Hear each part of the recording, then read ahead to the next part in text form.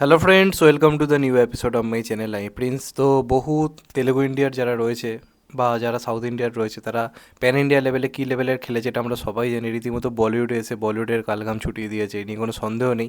যেমন রিসেন্ট টাইমে আসা আল্লু অর্জুন, কেউ ভাবতে পারেনি যে একটা সিনেমা রীতিমতো বলিউডে এসে বলিউডের জায়গাতে এসে স্ত্রী টু, জওয়ান, যেগুলো রেকর্ড ব্রেকিং বক্স অফিস করে আমরা রীতিমতো লাফালাফি করেছি, চমকে গেছি, সেই বক্স অফিসকে এক নিমেষে তুড়ি মেরে উড়িয়ে দেবে, করে তো দেখিয়েছে। তারপর 2015-16 যখন বলিউডের রাজত্ব, শাহরুখ সালমানের রীতিমতো রাজত্ব, আমিরের রাজত্ব, সেই টাইমে দাঁড়িয়ে প্রভাস আসে এবং প্রভাস এসে তাদের থেকে বেশি বক্স অফিস কামিয়ে নিয়ে চলে যায়, এবং যে কারণে পরবর্তীকালে শাহরুখ সালমানের কাছে চ্যালেঞ্জ হয়ে যায়। মানে তাদের যেটা রেঞ্জ ছিল 300-350 কোটি, যেটা হলে আমরা ভেবে নিতাম বিরাট কিছু করে দিয়েছে, তার কাছে নতুন চ্যালেঞ্জ চলে আসে 450 কোটি 500 কোটির বক্স অফিস। সেটা হয় এখন। তো আবার আল্লু অর্জুন 750 কোটির বক্স অফিসের মানে একটা মাইলস্টোন খাড়া করে দিয়ে চলে গেছে, যেটা এখন বলিউড না ব্রেক করতে পারলে তার কাছে একটা রীতিমতো লজ্জার। এরই মধ্যে আমরা সবাই জানি এই মুহূর্তে গোটা বলিউডে শুধু নয়, গোটা ইন্ডিয়া জুড়ে যে পরিচালককে ব্র্যান্ড বলা হয়ে থাকে তার নাম হচ্ছে এস এস রাজামৌলি এবং মহেশ বাবু। এটা খুব মানতেই হবে, আজকে আল্লু অর্জুনকে নিয়ে যেমন মাতামাতি হচ্ছে, মহেশবাবুকে নিয়ে মাতামাতি তার থেকেও ভয়ঙ্কর হয়। কারণ এই যে টিভিতে সাউথ ইন্ডিয়ান যে ডাবটি যে সিনেমাগুলো দেয়, সেখানে কিন্তু সবথেকে বেশি যার টিআরপি জেনারেট হয় সেটা কিন্তু মহেশবাবু। তার কাজগুলো লোকে পাগলের মতো দেখে, তার একটা হিউজ কিন্তু জনপ্রিয়তা রয়েছে। তার যে সিনেমাগুলো হিন্দি ডাব হয়ে আসে না, আনঅ্যাভেলেবেল হয়ে থাকে, বা যেগুলো মানে কি বলবো আনঅথেন্টিক কিছু মানে আর কি হিন্দি ডাব ভার্সান যেগুলো আর কি বেরিয়ে যায়, সেগুলো পর্যন্ত লোকে পাগলের মতো দেখে। যেমন রিসেন্ট টাইমে গুন্টুর গ্রামের ক্ষেত্রে আমার উপর উঠে এসেছে, যেটা হিন্দি ডাব হয়ে আসেনি বলে যে কিছু আনঅথেন্টিক যে ফ্যানমেড যে হিন্দি ভার্সানগুলো হয় সেখান থেকেও ভয়ঙ্কর রকমের সিনেমাটা সার্চ হয়েছে বা রীতিমতো হয়েছে। তারপর নেটফ্লিক্স হিন্দি ভার্সান আসতে তো জাস্ট মানে পাগলের মতো ভিড় করেছে লোকে। এই লেভেলের রেসপন্স তো রয়েছে, কিন্তু অল ইন্ডিয়া জুড়ে তার কখনো সেই প্যান ইন্ডিয়া স্বীকৃতিটা হয়নি, কারণ সে নিজে বারবার মনে হচ্ছে যে আমার সিনেমা প্যান ইন্ডিয়া আনার দরকার নেই, আমি সবসময় আমাদের এখানের মধ্যেই সীমাবদ্ধ।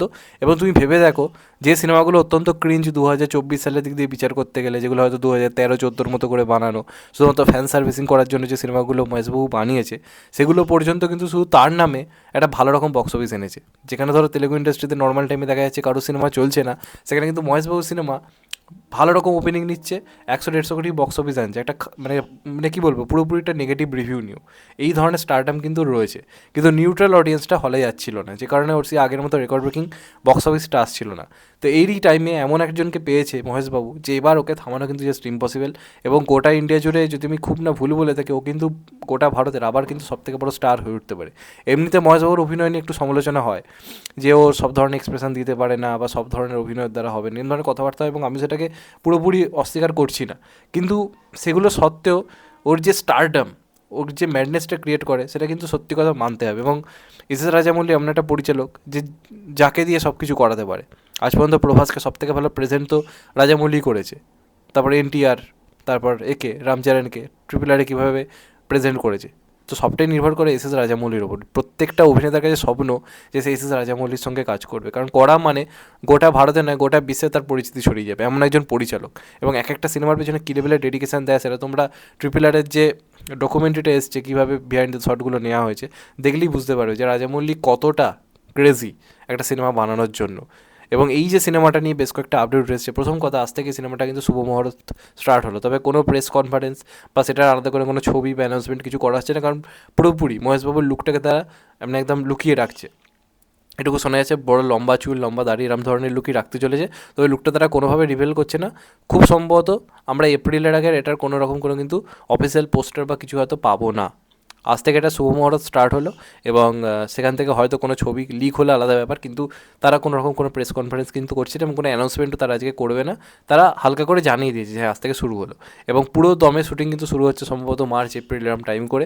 এবং যেটা চমকে দেওয়ার ব্যাপার, সিনেমা শুটিং শুরু হয়ে যাচ্ছে মোটামুটি 2025-এর শুরুতেই। তাহলে তো আমরা এক্সপেক্ট করতে পারি যে 2026-এ রিলিজ করবে, তা কিন্তু নয়। এই সিনেমাটা দীর্ঘ টাইম ধরে শুটিং হবে, এবং পার্ট 1-2 একসঙ্গে কিন্তু শ্যুট হতে চলেছে, এমনটাই জানা যাচ্ছে। এবং পার্ট 1 রিলিজ করবে 2027 সালে, পার্ট 2 রিলিজ করবে 2029 সালে। সিনেমার বাজেট হতে চলেছে 1000 কোটি। 1000 কোটি আনুমানিক বাজেট ধরা হচ্ছে, এর থেকে বাড়তেও পারে, কারণ রাজামৌলি কনফিডেন্স এই সিনেমা যে বাজারে তৈরি তার দ্বিগুণ তিনগুণ কালেকশন করতে পারে, মানে ভারতের ইতিহাসে সবচেয়ে বেশি কালেকশন করা সিনেমা হয়ে যেতে পারে, এমনটা তারা কিন্তু আশ্বাস রাখছে। যে কারণে এতটা বাজেট খরচ করা হচ্ছে, কারণ মহেশবাবু শেষ কয়েক যুগে কিন্তু প্রায় 250-300 কোটিরও বক্স অফিস দেয়নি, তাহলে তার পিছনে তারা লাগাচ্ছে কেন? কারণ তারা ভরসা রাখছে এস এস রাজামৌলির ওপর।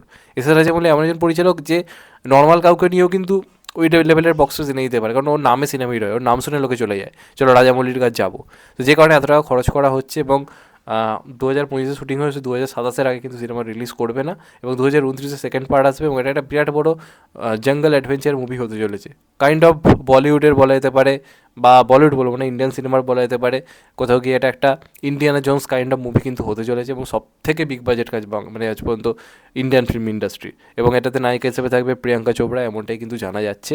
এবার দেখা যাক লাস্ট অব্দি কী হয়। আমি তো খুব এক্সাইটেড। আই থিঙ্ক মহেশবাবুকে গোটা ভারত চিনে যাবে এই সিনেমাটার মাধ্যমে, এমনিও চেনে, কিন্তু এবার সেই লেভেলের বক্স অফিসটা কোথাও গিয়ে দেবে।